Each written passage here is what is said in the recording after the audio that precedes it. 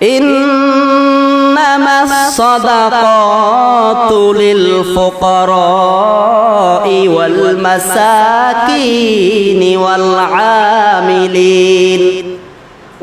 عاملين عليها والمؤلفة قلوبهم وفي الرقاب والغارمين وفي سبيل الله وابن السبيل فريضة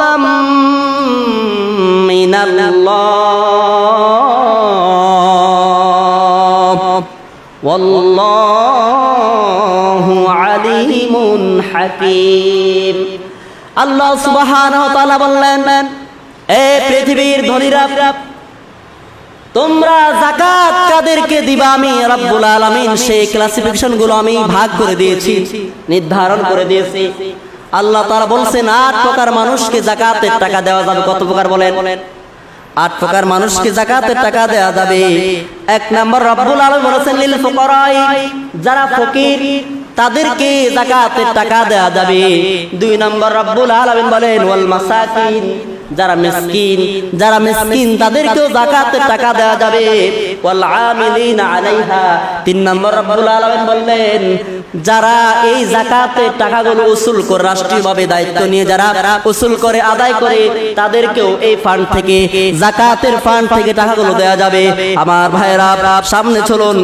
আল্লাহ রাব্বুল আলামিন বলেন ওয়াল মুআল্লাফাতি কুলুবুহুম, একজন মুসলমান, একজন অমুসলিম ব্যক্তি নতুন করে ইসলাম ধর্ম গ্রহণ করেছে, এখন মনটা পরিপূর্ণ ইতমিনান হয় নাই, আবার মন চায় ইসলামটা ত্যাগ করে চলে যাওয়ার জন্য, কারণ তার কোনো আত্মীয় স্বজন নাই।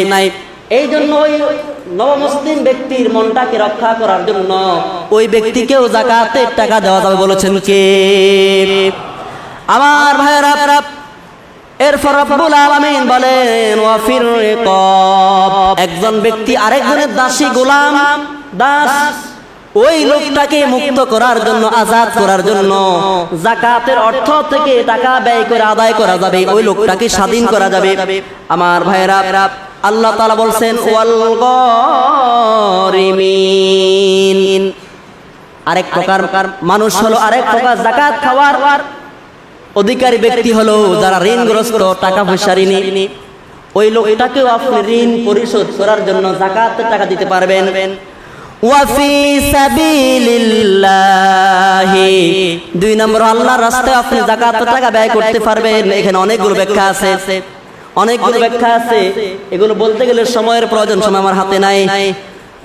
সর্বশেষ ৮ নম্বর প্রকার হলো ওয়াবিনিস সাবিল, রাস্তার ছেলে মানে হলো মুসাফির ব্যক্তি, বাড়িতে কোটি কোটি টাকার মালিক কিন্তু সঙ্গে টাকা নাই, ওই মুসাফির ব্যক্তিকেও আপনি যাকাতের টাকা দিতে পারবেন। এই যখন ভাগগুলো শেষ হয়ে গেল, আল্লাহ তাআলা খুবই শক্ত করে বলছেন ফারিদাতাম মিনাল্লাহ। আল্লাহু আকবার বলে। আল্লাহ বলেন এই ৮ প্রকার ভাগ, এটা আমার বন্ধু মুহাম্মদ সাল্লাল্লাহু আলাইহি ওয়াসাল্লাম মন গড়া বলেন নাই, বরং ফারিদাতাম আই কিতাবাতাম মিনাল্লাহ, এটা আমার পক্ষ থেকে নির্ধারণ করা হয়েছে। আল্লাহু আকবার। তাহলে যাকাতের ৮ প্রকারের মানুষ, যাকাত খেতে পারবে ৮ প্রকার মানুষ, এই ভাগটি করেছেন কে? আল্লাহ তাআলা। এরপর রব্বুল আলামিন বলেন ওয়াল্লাহু আলিমুন হাকীম, কারণ রব্বুল আলামিন হলো সর্বজ্ঞ এবং মহাবিচারক। আল্লাহ তাআলা যাই করেন তাই কারো কাছে কোনো পরামর্শ চাওয়ার দরকার নাই। মোটামুটি আমার এই এটা কত প্রকার? ৬ নম্বর প্রকার শেষ, সময় শেষ। এখন হলো ১টা ১৭ মিনিট। আপনারা যদি বলেন তাহলে আমি আরো 3 মিনিট কথা বলবো, 20 পর্যন্ত বলতাম নাকি? আচ্ছা, কারণ আমার যে বিষয়টা শেষ করতে পারি না, যাকে ইঙ্গিত দিয়ে যাই। এবার আসেন কোন কোন জিনিস দিয়ে, সংক্ষিপ্ত আলোচনা, কোন কোন জিনিস দিয়ে ফিতরার টাকা আদায় করা যাবে। আমাদেরকে মনে রাখতে হবে যাকাতকে, ফিতরাকে ওয়াজিব করা হয়েছে মৌলিক 2টি কারণে। বলেন কয়টি? ইবনে আব্বাস বলেছেন তুহরাতান লিস-সাইমি আনিল লাগwi ওয়ার রাফাস তুমাতান লিল মাসাকিন, ফিতরার দুটি উদ্দেশ্য। এক নম্বর হচ্ছে রোজদার ব্যক্তি পবিত্র হওয়া। বলেন বলেন কি এক নম্বর কি? পবিত্র হওয়া। দুই নম্বর উদ্দেশ্য হলো এই ফিতরার মাধ্যমে মিসকিনদের এক ধরনের খাবারের ব্যবস্থা হবে। তাহলে এই ফিতরার মৌলিক উদ্দেশ্য কয়টা? আমরা যারা রোজা রেখেছি, রোজাকে পরিপূর্ণ করার জন্য, পরিষ্কার করার জন্য, পবিত্র করার জন্য এক নম্বর আমাদের আদায় করতে হবে।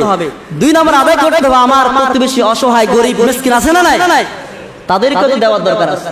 এই দুটি উদ্দেশ্য নিয়ে মূলত এটাকে ওয়াজিব করা হয়েছে। এখন বলেন এখানে মোট 5টা জিনিস। একটা হলো তাআম, আরেকটা হলো জাবিব, আরেকটা হলো শাঈর, আরেকটা হলো আকিক, আরেকটা হলো তামার। এই 5টি খাদ্য দিয়ে তৎকালীন আরব বিশ্বে সাদকাতুল ফিতর আদায় করা হতো। এখন বলেন খেজুর কি আমাদের প্রধান খাদ্য? গম আমাদের প্রধান খাদ্য নাকি? যে 5 প্রকার তখন ছিল এগুলো একটাও আমাদের প্রধান খাদ্য নয়। আমাদের প্রধান খাদ্য হলো চাউল ডাউল। ঠিক না ঠিক? এখন উদ্দেশ্য হলো গরিবদের খাবারের ব্যবস্থা করা। তো গরিবরা কি প্রতিদিন খেজুর নি খাবে, আটা খাবে, পনির খাবে, কিশমিশ খাবে? এই জন্য ইসলামের অধিকাংশ সংখ্যাগরিষ্ঠ ফুকাহায়ে কিরাম, যাদেরকে জমহুর ফুকাহা বলা হয়, তাহারা বলেছেন যে পণ্যের বিপরীতে পণ্যের সমপরিমাণ টাকা দিলে ফিতরা আদায় হয়ে যাবে। এটা হলো মাসালা, এটাই মাসালা। কিন্তু যারা আহলে হাদিস ভাইরা আমার আছে, আমার ভাইরা একটু বাড়াবাড়ি করেন। তারা বলেন যে টাকা দিলে কোনোভাবেই সাদকাতুল ফিতর আদায় হবে না। বলেন নাউযুবিল্লাহ। তারা বলেন যে হয়তো আপনি এক্সট্রা খেজুর দেওয়া লাগবে, না হলে পনির, না হয় কিশমিশ, না হলে জাব, না হলে আটা। এখন একজন মানুষ গরিব, তার ঘরে চিনি নাই, ডাউল নাই, ভাত নাই, চাউল নাই, কিছুই নাই, সবাই তার খেজুর দিল, হবে? বরং তাকে টাকা দিলে সে ঈদের সময় সেমাই চিনি কিনতে পারবে, জামা কাপড় কিনতে পারবে, চাউল ডাউল কিনতে পারবে। আমাদেরকে যারা হকদার তাদের উদ্দেশ্য, তাদের চাহিদার দিকে তাকাতে হবে। এখন মানুষের খেজুরের চাহিদা বেশি না টাকার চাহিদা বেশি? বলেন। এই জন্য বরং বর্তমান প্রেক্ষাপটে টাকা দেওয়াটাই উত্তম। টাকা দেওয়াটাই কি উত্তম। কেন? আপনি টাকা দিয়ে সে যে কোনো কাজ সারতে পারবে, তার যে কোনো সমস্যা সমাধান করতে পারবে। আর সবাই খেজুর দিলে তার কোনো কাজ আছে? সাদাকাত শব্দটি হলো এক বচন, বহু বচন হলো সাদাকাত, অর্থ হলো আতিয়াতুন মানে দান করা। আর আল ফিত্র শব্দটি হলো বাবে নাসরায়াং সুরুয়ের মাজদার, ফাতারা ইয়াফতুর অর্থাৎ হলো আল খালকু ওয়াল কাসরু, অর্থাৎ সৃষ্টি করা, ভঙ্গ করা। দুটি শব্দকে একত্র করলে হয় সাদাকাতুল ফিত্রি, অর্থাৎ ভঙ্গ করার দান, ভঙ্গ করার সাদাকা। এই শব্দটি সাদাকাতুল ফিতর শব্দটি আরবি গ্রামারের দৃষ্টিকোণ থেকে মুদাফুন ও মুদাফুন ইলাইহির সম্পর্ক রাখে পরস্পরে, অর্থাৎ এটি হলো আরবি গ্রামারের দৃষ্টিকোণ থেকে মুরাক্কাবে ইদাফি। এটা আলেমরা বুঝবেন, আওয়াম মানুষ বুঝবেন না। আপনাদের জন্য আলোচনা সামনে আসছে। আমার ভাইয়েরা, আসুন এবার সাদাকাতুল ফিতর কালকে বলা হয়? ফুকাহায়ে কিরাম বলেন শরীয়তের ইসতিলাহ অনুযায়ী, শরীয়তের পরিভাষা অনুযায়ী সাদাকাতুল ফিতর হলো ক্বালাল ফুকাহা, ফুকাহায়ে কিরাম বলেন হুয়া আন ইউতিয়াল মুসলিমুনাল আগনিয়া, এই সাদকা হলো ধনী মুসলমানরা, বলেন কি মুসলমানরা? ধনী মুসলমানেরা আদায় করবে ক্বাবলা সালাতিল ফিতরি, রোজার ঈদের নামাজের পূর্ব মুহূর্তে, কদরা সাইন আও নিসফি সাইন ইলাল ফুকারা, অর্থাৎ ঈদের দিনে ধনী মুসলমানরা, পয়সাওয়ালা টাকাওয়ালা মুসলমানরা গরিব মুসলমানদেরকে ঈদের নামাজের আগ মুহূর্তে, ঈদের দিনে 100 অথবা আধা সা দান করবে। এটি হলো শরীয়তের পরিভাষায় সাদাকাতুল ফিতর। 1 নম্বর পয়েন্ট শেষ, আর সামনে 7টি আছে। 2 নম্বর পয়েন্ট হলো এই সাদাকাতুল ফিতরকে কেন সাদাকাতুল ফিতর বলা হয়। খেয়াল করবেন, খুব মনোযোগ। আমরা যখন রোজা পালন করি তখন আমরা রোজা রেখে অনেক সময় ইচ্ছায় অনিচ্ছায় মিথ্যা কথা বলি কিনা? আপনার মনে সবাই আল্লাহর ওলি, কেউ মনে মিথ্যা কথা জীবনও বলেন নাই। আমি অনেক সময় বলেছি, আপনারা বলছেন কিনা? ইচ্ছায় অনিচ্ছায় মিথ্যা কথা বলছেন কিনা? রোজা রেখে কোনো ধরনের অনর্থক কথা বলা যাবে না, এটা রোজার আদাব। কিন্তু আমরা রোজা রেখেছি, আবার গীবত শেকায়েত করেছি, মিথ্যা বলেছি, চায়ের দোকানে বসে অযথা সময় নষ্ট করেছি। এমন কাজ আমরা করেছি কি না? এই যে একটা অন্যায় করলাম, কি করলাম? অন্যায় করলাম। অন্যায়ের ক্ষতি, যে ক্ষতি হয়েছে না রমজান মাসের, এই ক্ষতি পূরণ করার জন্যই সাদাকাকে নির্ধারণ করা হয়েছে। এজন্য নাম দিয়েছে এই ফিতরের সদকা, অর্থাৎ ভাঙ্গার সদকা। আপনি যে আল্লাহর আইন ভঙ্গ করেছেন, ও আইন ভঙ্গ করার কারণে জরিমানা হিসাবে, কি হিসাবে? কথা বলেন, কি হিসাবে? জরিমানা হিসেবে। আপনি যে আল্লাহর আইনকে আপনি লঙ্ঘন করেছেন, ক্রসিং করেছেন। আল্লাহ বলেছেন আমার রোজা রেখে কোনো ধরনের অশ্লীল কথা বলা যাবে না। আপনি বলছেন আমি কমু, আপনি বলেছেন বসু, আমি বলেছি। এই যে আল্লাহ তাআলার একটি হুকুমকে আমরা লঙ্ঘন করেছি, এই অন্যায় করার বাবদ, এই অন্যায় করার জরিমানা হিসেবে আল্লাহ রাব্বুল আলামিন রসুলের মাধ্যমে আমাদের উপরে সাদাকাতুল ফিতরকে ওয়াজিব করে দিয়েছে। বলুন আলহামদুলিল্লাহ। তো কি হবে? এটি আদায় করলে আপনার রোজার যে কিছু ক্ষতি হয়েছে টুকটাক, এই ক্ষতিগুলো কি পরিপূর্ণ হয়ে যাবে যদি আপনি কি করেন? সদকা ফিতর আদায় করে থাকেন। তাহলে 2 নম্বর পয়েন্ট শেষ করলাম। 3 নম্বর পয়েন্ট কি বলছিলাম? যে সাদাকাতুল ফিতর কাদের উপর ওয়াজিব হবে? সাদাকাতুল ফিতর কাদের উপরে ওয়াজিব হবে এই বিষয়ে আপনার বুখারীর বর্ণনায়, বুখারীর 1503 নম্বর হাদিস তথা 1503 নম্বর হাদিস, হাদিসের রাবি হলেন হযরতে ইবনে ওমর রাদিয়াল্লাহু তাআলা আনহু। আন ইবনে ওমর রাদিয়াল্লাহু তাআলা আনহু قال فرض رسول الله صلى الله عليه وسلم زكاة الفطر صاعا من تمر أو صاعا من شعير على العبد والحر والذكر والأنثى والصغير والكبير من المسلمين।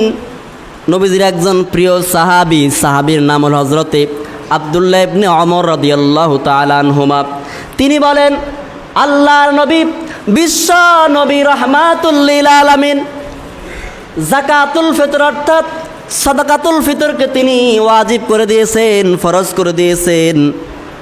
100 খেজুর অথবা 100 জব প্রত্যেক গোলামের উপরে এবং স্বাধীন মুসলমানের উপরে। গোলাম মুসলমান হোক কিংবা স্বাধীন মুসলমান হোক, পুরুষ হোক কিংবা মহিলা হোক, ছোট হোক কিংবা বড় হোক, মুসলমান হলেই তার উপরে সাদকাতুল ফিতর আদায় করা ওয়াজিব করে দিয়েছে কে? আল্লাহ সুবহানাহু ওয়া তাআলা। এই জন্য পুরুষ মহিলা, ছোট বড়, স্বাধীন আজাদ, এরা যদি মুসলমান হয় তাহলে এদের উপরে সাদকাতুল ফিতর কি হবে? ওয়াজিব হবে। আবার বলতেছি, 6 প্রকার মানুষ: গোলাম, মুসলমান গোলাম, মুসলমান আজাদ মানে স্বাধীন, মুসলমান পুরুষ, মুসলমান মহিলা, 4 প্রকার। মুসলমান ছোট মানে ছোট মুসলমান, বড় মুসলমান, এই 6 প্রকার ব্যক্তির উপরে আল্লাহ সুবহানাহু ওয়া তাআলা রসুলের মাধ্যমে এই বিধানটিকে ফরজ করে দিয়েছে।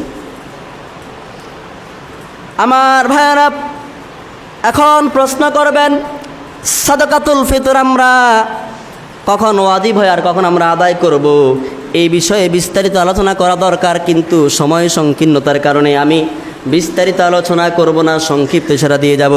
আমার ভাইয়েরা, আল্লাহর নবীর একজন প্রিয় সাহাবী ইবনে ওমর রাদিয়াল্লাহু তাআলা আনহু, যে সাহাবীর নামটা আমি একটু আগে বললাম, ইবনে ওমর রাদিয়াল্লাহু তাআলা আনহুমা, তিনি বলেন, বুখারীর বর্ণনায় তিনি হাদিসের মধ্যে বলেন, আন্নান নাবিয়্যা সাল্লাল্লাহু আলাইহি ওয়াসাল্লাম আমারা বিযাকাতিল ফিতরি ক্বাবলা খুরুজিন নাসি ইলাস সালাহ। বিষ্ণুজি বলেছেন ঈদের দিনে ঈদের নামাজ পড়ার জন্য ঘর থেকে বের হওয়ার আগে, ভালো করে বুঝবেন, ঈদের দিনে ঈদের নামাজ পড়ার জন্য ঘর থেকে বের হওয়ার আগ মুহূর্তে তুমি সদকাতুল ফিতরটা আদায় করে দিবা।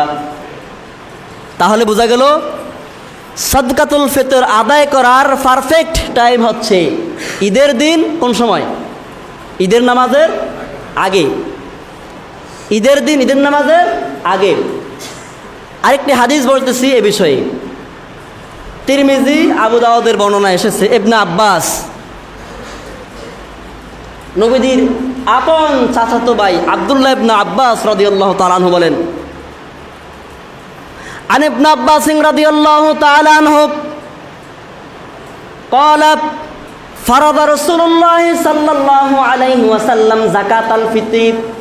নবীজির প্রিয় চাচাতো ভাই আব্দুল্লাহ ইবনে আব্বাস বলেন, আল্লাহর নবীজি তার উম্মতের উপরে সদকাতুল ফিতরকে ওয়াজিব করে দিয়েছেন। মান আদ্দাহা ক্বাবলা সলাতি, মান আদ্দাহা ক্বাবলা সলাতি, যে সমস্ত উম্মতেরা, যে সমস্ত ব্যক্তিরা ঈদের নামাজ আদায় করার আগে এই সাদকাটা আদায় করবে, ফাহিয়া জাকাতুন মাকবুলা, তাহলে ওই লোকটা পরিপূর্ণ জাকাতের সওয়াব পেয়ে যাবে। সুবহানাল্লাহ বলেন।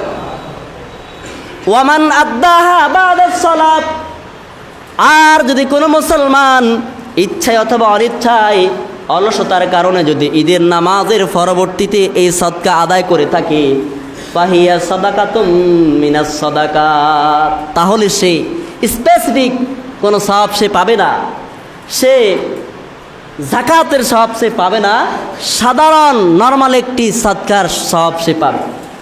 এজন্য আমরা সদকা কি, এই ফিতরার দানটা কি ঈদের নামাজের আগে করব না পরে করব? সবাই বলেন আগে না পরে?